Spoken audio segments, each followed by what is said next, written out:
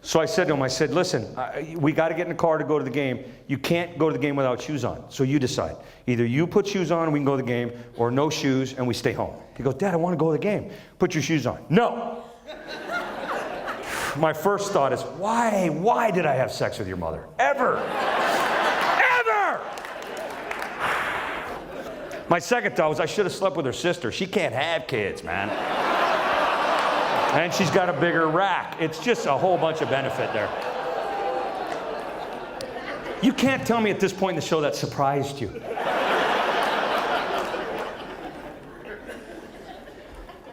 So I said, I'm going to say one more thing. If you say no to me again, no game. You understand? If you say no again, no game. Put your shoes on. He goes, and I had to leave the room. I was laughing so hard because I was so proud of him. Like, he didn't bend. He has a spine. And I felt like saying, attaboy. My wife goes, he's good, huh? He goes, way better than us. My wife and I, when we divorced, we made a calendar for him. And this is recent, too. We've only been apart since June this year. But we made a calendar through the end of January. My schedule is anything but one day at a time. I got bookings now into 2014. Cadillac complaint, believe me. So we made a calendar for him, and we showed it to him, and we thought we had it all dialed in. You ever think you got it dialed in? It's just like no questions asked. You got, right? We worked on the calendar all Saturday. We showed it to him, and he looks at June, and he looks at July, and we'd made a calendar. It was his calendar. Pink days are mommy days, blue days are daddy days. And all the month is full of pink and blue days.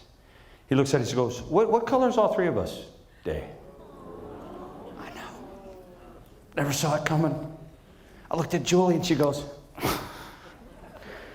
and my first thought was, see, I should have slept with her sister. It's just...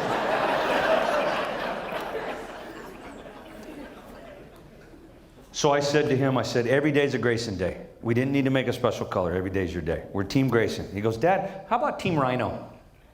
Out of nowhere, abstract. I'm thinking, that's a weed-smoking kid right there. Right?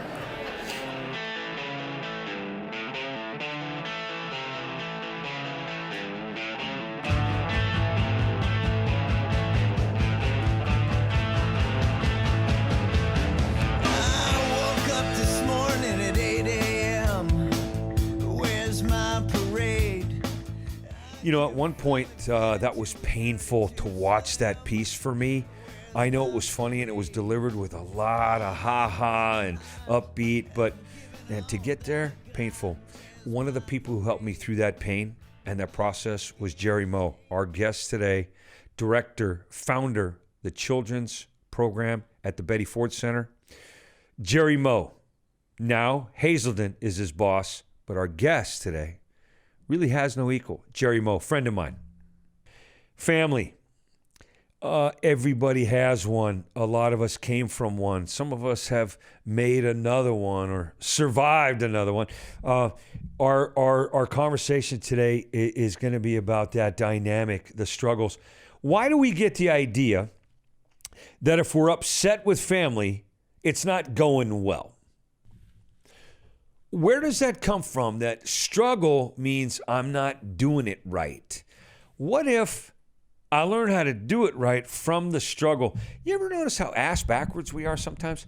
I used to think that I had to think of something funny to go write the joke.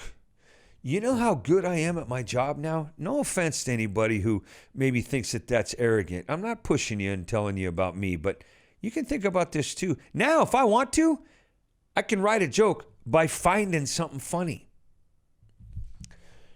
How many times in our lives recently, let's just take the last 2 days, how many times in the last couple of days was something awkward, challenging, uncomfortable, right? The thing I want to tell you about today, the uncomfortable, is where the healing starts, because the information is new, because the struggle was fresh, right? 2 lines I want you to write down somewhere. Here's the first one. Comfortable with it doesn't mean handling it. Getting used to it doesn't mean handling it. They don't necessarily go together. And Getting used to something isn't the same as handling it. In other words, comfortable isn't coping. How many times have you just gotten used to something, gotten a groove to where you weren't making any changes or difference, and it wasn't necessarily something you wanted to be in, a relationship, a job, or some kind of conversation, situation with your health or exercise pattern or food? I mean, how many ways can you shake up what you're doing today, and it would be a big difference in your life? Now, I'm not talking about Tony Robbins and whipping you into shape and some kind of motivational stuff. Just a simple question. Just a question for today. What are you comfortable with, but not coping with? Our guest today is an expert on family dynamics. I grew up in a dysfunctional family. I knew that I was codependent early on. When I watched the Brady Bunch, I fantasized about being Alice. Okay, a lot of other issues there, maybe, I don't know. But that codependency kind of caretaking, keeping the family together, cleaning up after people, making sure you're the glue. Conflict is bad. Arguments are horrible. Well, after I got married to Julie and Grayson was born, he said something to me I'll never, ever, ever forget. He said, "Dad, you and Mom fight quiet. You fight quiet, Dad. Were you arguing? Because it was quiet." Man, I never forgot that. I still think about that from time to time because we did. We argued without some kind of fervor, furor, animosity. I was never enraged when I argued with her. Well, almost never. I mean, passion is what passion is, right? You ever get so mad at somebody you forget why in the middle of being mad, right? But to argue with somebody, to have conflict and some kind of disagreement without being loud about it, a lot of places would say that's very healthy. It was at our house, and our kid noticed, you know. I told you this before at some point during one of the episodes, I'm sure, but when I want to get somebody's attention, like my boys, I'll lower my voice. Raising my voice in an argument means I've lowered my standards as an adult. That's just the way I've looked at it recently. There's a shortcut or two that go with that. We'll talk about that later. But our guest today is an expert, the best of the best on the planet. And I've met a bunch of mental health professionals and worked with thousands of them. I've never seen anybody that did what this guy does as well as he does. He's in charge of the Betty Ford Center at Hazelden. He is one of a kind, no peer at all, and a friend of mine. I love saying that. Mr. Jerry Moe is our guest.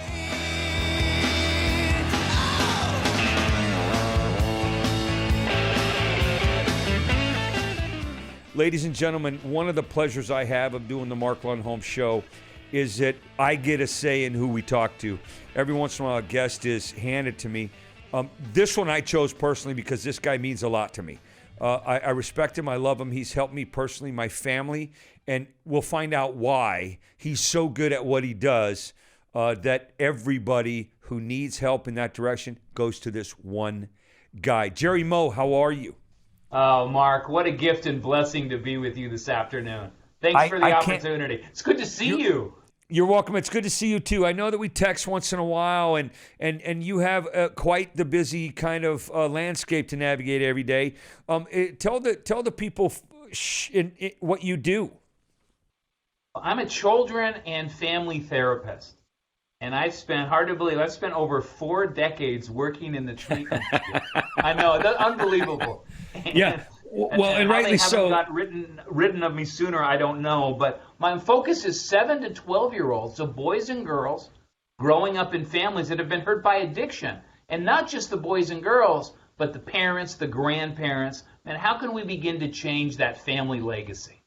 And if I have this right, have that generation, the one that's in your care, have that generation be the teachers of the next generation, so that, heaven forbid, Jerry will always have a job. We're not running out of customers, but heaven forbid, there's some help there that you get from the people you've helped to pass on to the next generation some really wonderful ideas and processes, yes?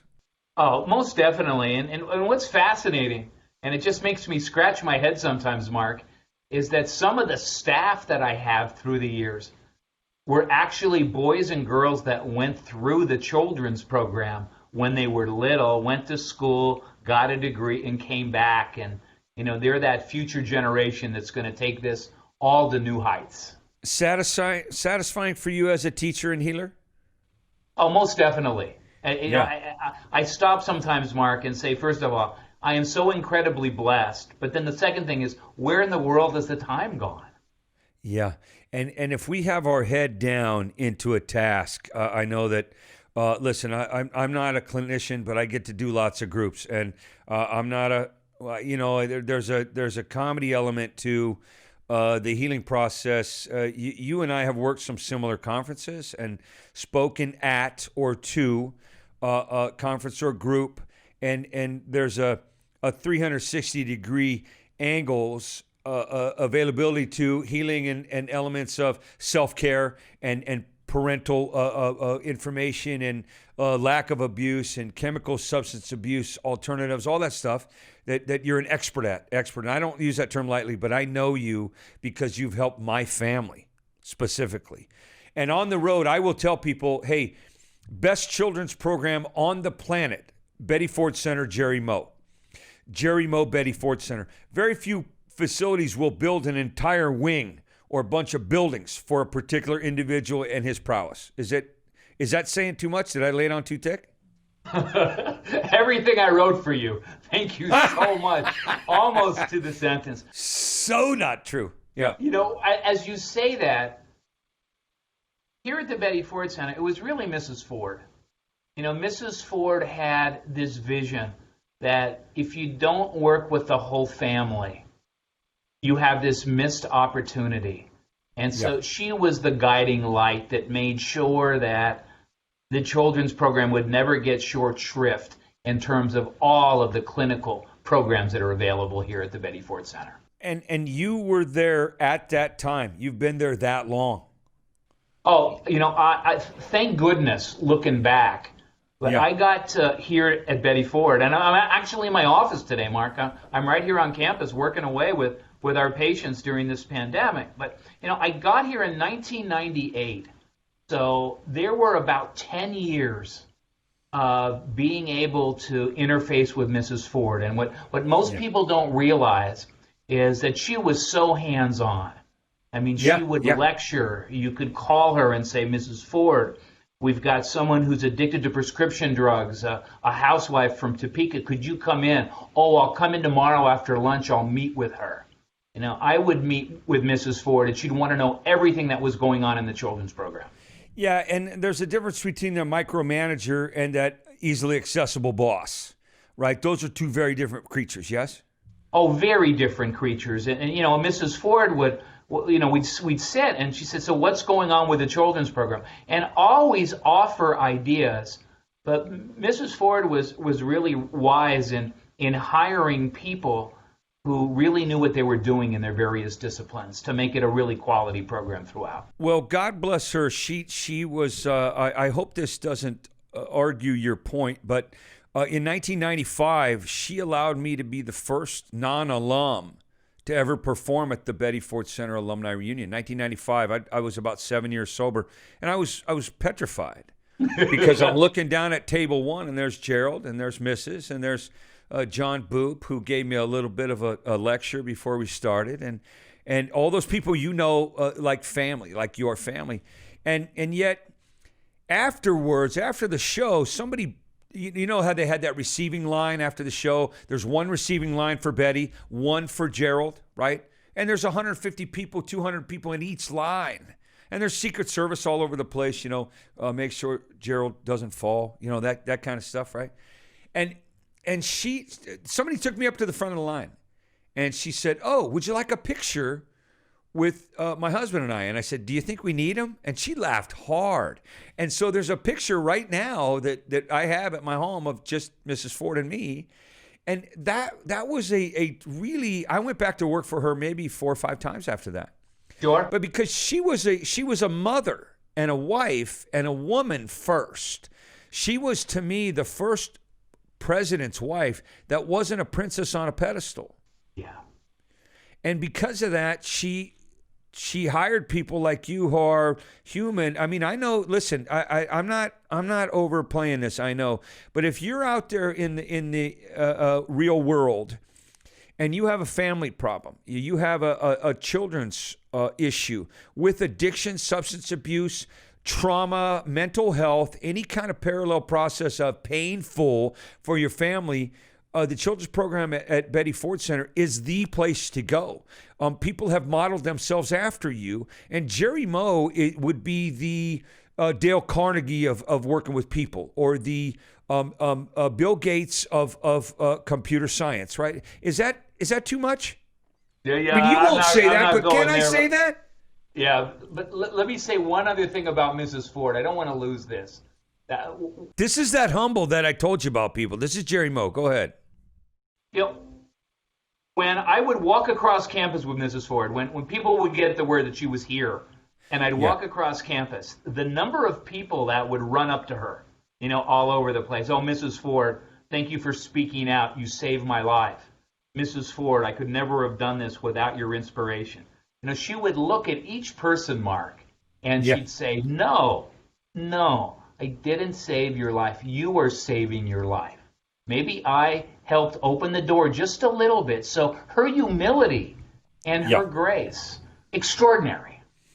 Yeah, and I always felt that too. I probably, I don't know, 5-6 times I worked for the Betty Ford Center, like I said. But one of the times that I visited the Betty Ford Center was as a patient, as a family member of Grayson, my son, when he was, I'm going to say 7 years old. Yeah. Because I know you have an age limit. You say 7 to 12, but I think you bent that for us. If I'm not I don't want to get you fired, Jerry. It's okay. There's plenty of other stuff that's going to get me fired before that one. But I think he might have been 6, and you listened to him on the phone. Julie and I, Grayson's mom, my ex-wife, we were going to get divorced, and we wanted to make sure that he knew he had no fault in that, and that our responsibilities were to him in a loving way. And both of us, Julie and I, are in recovery ourselves prior to the divorce, so it wasn't like we were washed up, stuck in a crack house, or one of us was in prison or anything. We wanted him to go through, with your tutelage, the self-esteem stuff, the shame and blame that kids can wear like an extra coat in the summer, to where I just can't survive my own thinking. It was such a gracious thing for you to do. How many times have you heard that story that I just told you? Hey, you helped us. Hey, you were there for us. A lot of times, and what's fascinating during this pandemic, which is the craziest, most chaotic time in my lifetime anyway. But one of the things that's happened the last couple of months, Mark, which I find fascinating because it happened a couple times today, is people, sometimes little kids who are not little anymore, just like Grayson's not a little kid anymore, or an adult will call and say thank you, and just want to hear the voice and just want to connect for a couple minutes during these crazy times of uncertainty. Yeah, and because I want to make this a digestible piece for the people watching, especially the ones who are brand new to either Betty Ford, Mark Lundholm, or Jerry Moe. I mean, there's a lot of people watching this for the first time that don't know either one of us. What would you recommend for a family who's really going through some unstable, unique, brand new, first kind of ever times in our life currently for drug and alcohol abuse, self-care, anything that they could kind of put in their pocket today on a Friday? Well, in terms of children's programs or things for kids, 2 resources. One of them is that about 12 weeks ago, Mark, we had to pivot real quickly. We weren't allowed, due to CDC regulations, to see little kids anymore in groups. So we're doing a virtual children's program right now. It's 2 days. And kids do the technology so much better than I do. I'm learning. It's progress, not perfection. Yeah. Geez, where have I heard those words before? Right. But in standing that up, we do it a couple of times a week. Again, 2 days, 3 hours each day. I always want to leave kids wanting more, finding that right balance. And because it's brand new, there's no charge to this. People just need to call up. People that have that families where there's addiction, whether there are folks in recovery, the disease is still active, maybe a relapse has just taken place. So that would be one thing to look at. Secondly, and one of the things that we haven't talked about, and a great resource for younger kids, because I'll get a call all the time, well, my kid's only 5, or my kid's 6, and I just got home from treatment, and she's not understanding, she's acting out, she's following me all over the place, I can't get a minute. So over the last 20 months, and I had to keep this secret for the longest time, over the last 20 months, I've been working with Sesame Street. Oh, And Sesame Street introduced a brand new Muppet. Her name is Carly. And she's lime green with blonde pigtails. She's just adorable. But get this, here's her story. Her mom is just about to get out of treatment. No kidding. And Carly's not sure. Carly is excited about mom coming home, scared that mom might start using pain medication again. Yep. Worried about saying and doing the right things. So before we get off, I want to give everyone, let me just do it right now. So there's a website that Sesame Street has put together. It's www.sesamestreetincommunities.org. And if you go to that landing page, click on topics, and there's this whole huge resource section on parental addiction. And so DVDs, there you see Carly with Elmo talking about this for the very first time, a definition of addiction for little kids to understand, an interactive storybook that a grandparent or a foster parent or a mom and dad could read to their child, coloring pages, a couple of articles, how to rebuild trust with your kids as you're getting out of treatment. It's a really good thing, and it's been something that largely has been missing for a lot of years, that age group. And we say kids are too young to be affected. Well, you know what? That's not really true. Boys and girls, little ones know that something's wrong. They just can't always put their finger on what it is. Well, and a lot of times as kids, I know I did this, and you're the expert, but they point at themselves. You know, what's wrong? It's me. If I was a better kid, if I was quieter, geez, if I was perfect more often, you know, all those impossibilities as a child. The bar is too high, so why bother? Kind of, I'll just take the blame, and you know that stuff. But I'm phenomenally proud of you, and I love you because I know the hard work you do. Even before we were. We benefited personally, our family did. Question for you, out of the blue, do you still use Beamer? Yes, and not only do we use him, but you know, when we were creating that 2-day virtual, Mark, it focuses on the first 6 Beamer books.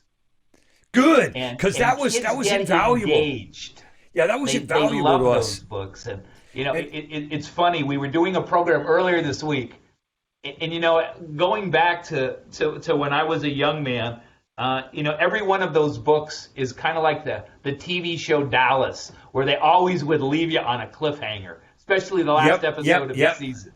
And so we're going through the books with the kids, and this one little girl this week says out loud, and then she says, "Oh crap! Why are we stopping now? What happens next?" And she says, "Well, you know, I can't say crap." And I go, "Yeah, you can. This is virtual. Yeah. What we say here stays here. Come on." Well, and in a dysfunctional family, we a lot of times we don't get to say that with a smile or a laugh or a happy ending from the guy who's taken us through that tunnel, right? So I got 2 questions I ask every guest. And the first one is 5 years from now, Jerry Moe. In a perfect world, where are you and what are you doing? Well, gosh, 5 years from now, one of the things I'm going to be doing is playing with my grandkids. So there's no ifs, ands, and buts about that. And I do that now, Mark. And you know, I mean, they've got me wrapped around their little fingers. So I'll be doing that. 5 years from now, I'll still be writing. I mean, one of the things, the other thing about Beamer that I wanted to share was We just did another 3 Beamer books, and these are about Beamer's friend in the book, Twinkle, and her mom is addicted to opioids and heroin. And so that's the whole storyline, because I think to make these books relevant, they have to be what's really going on in the world so that kids can see it and identify it and see that, it fits them. They can relate to it. Hopefully 5 years from now, I'm going to be out there speaking again. One of the things that concerns me is I'm getting these invitations now to do things with Zoom. And I've watched you. I've watched your brilliance, your majesty when you perform. And I've taken, so many cues from you, because you're truly a master. And I mean that with all my heart. And for me, I play off an audience, all the time. I can see where I need to stay on a topic. I can see where I've missed the mark and continue to move ahead. And the Zoom, and I know we got to do it, and I will do it. But to me, it's not the same. As someone that's presenting, it makes it so much more difficult. So I hope that, Zoom, like rock and roll, is here to stay. Virtual is here to stay. But I can't wait to get back to those face-to-face, whether it's in an audience with a bunch of people who are in early recovery, or an audience of professionals, and I want to get back. I'm hoping 5 years from now, occasionally, every once in a while, I get to do a kids group. Yeah, that I love.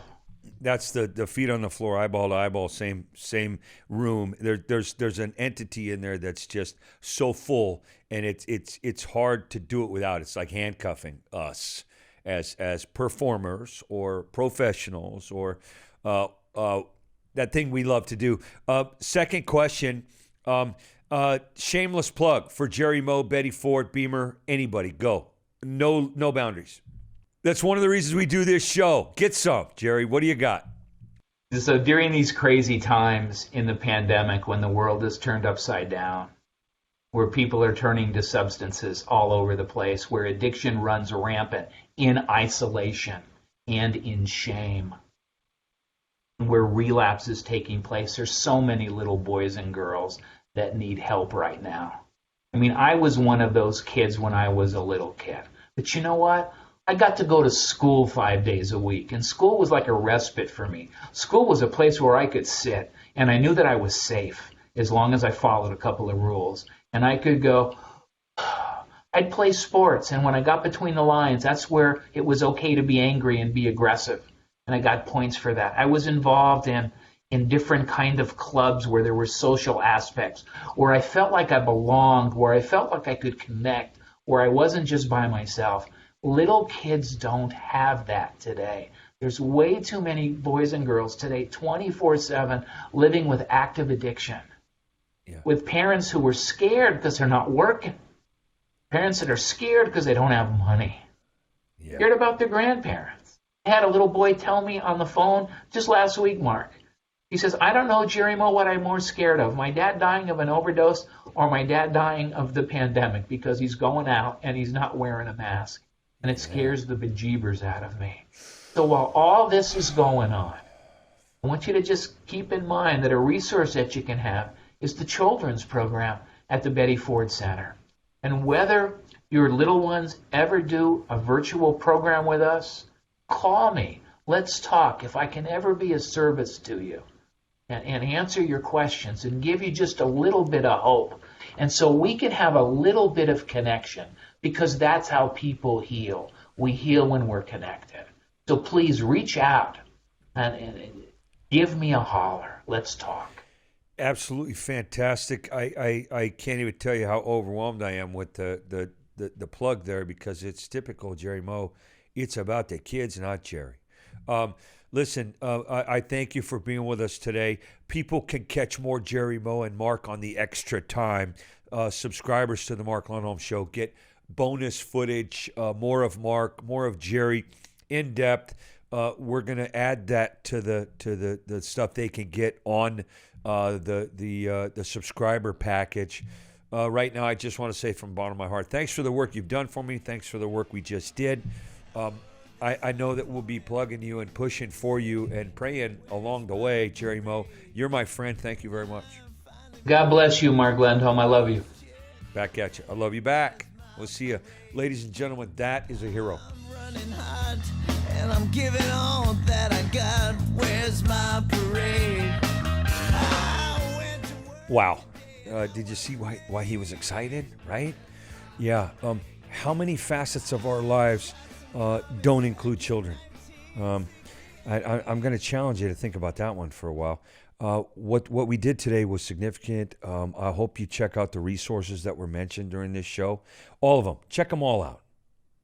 Okay, so you heard Jerry talk. Great, right? I don't know anybody who doesn't trust that guy implicitly. I'll tell you what, especially his own family, and they've known him longer than we have. Sesame Street, he mentioned that. Let's look at this. You're good. Hey, thanks, Chris, for watching me and Elmo while my mom's at her meeting. Yeah. Oh, of course, it's no problem. I'm always happy to help her out. She's a good friend. Yeah. What meeting did Carly's mommy have to go to? Well, buddy, Carly's mom has been having a hard time. So, in order to help her get better, she goes to a meeting with her group. They all sit in a circle. Oh, Elmo likes singing circle time in school. Oh, does Carly's mommy sing songs in a circle? No, they talk about grown-up problems. She goes every day so that she stays healthy. You see, well, my mom needs help learning to take better care of herself, so she talks to people with the same problem. You see, buddy, everybody there is having the same kind of hard time.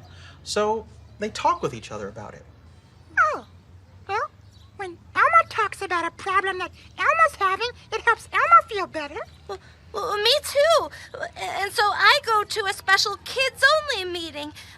Our parents all have the same problem. We sit in a circle, and at the end, we hold hands and we sing. Well, Elmo really likes holding hands with his friends. You know, holding the hand of a friend can really help you feel better. Yeah. Yeah, it sure can. Hand in hand. Come here, guys. I would say that today was a really good reminder that everything's relative, meaning it's pretty much one big happy family, right? And if you consistently treat each other like they're respected in family, there is no division after divorce, after separation, after incarceration. Rehabilitation happens to people who have substance abuse and or criminal behavior. The children sometimes are the collateral damage, and they haven't done anything yet. They've never committed a crime, and they already got to go to jail and visit mom or dad. There are places where we can deal with that kind of stuff. I wasn't one of those kids, but I didn't want to make one of those kids either. So I've changed a lot of stuff in my life. I know a lot of you have too. Here's the shortcut for today. Freedom starts with forgiveness. If we forgive, we can get closer. Who do you treat better out there? Who do you treat better and respect more? Someone you have forgiven or somebody you want to pay the price for what they did? Blame and shame means I got to find fault. Find fault? I don't know. Forgive as we go. I didn't mean condone or excuse or wash away or, hey, you got a free pass with that behavior. I said forgive, right? Hashtag all one family. Hashtag all one family. We're in this together. The shortcut, freedom starts with forgiveness. The hashtag all one family. Brothers and sisters, all day long. I don't care if that sounds vanilla or candy ass. It is a fact of this world that people who treat people like that get along better with people on this planet. So, as always, I love the fact that you came to see us today.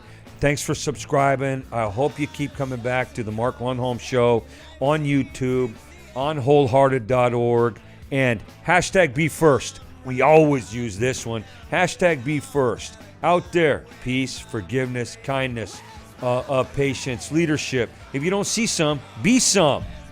Thanks for coming back. We'll see you later.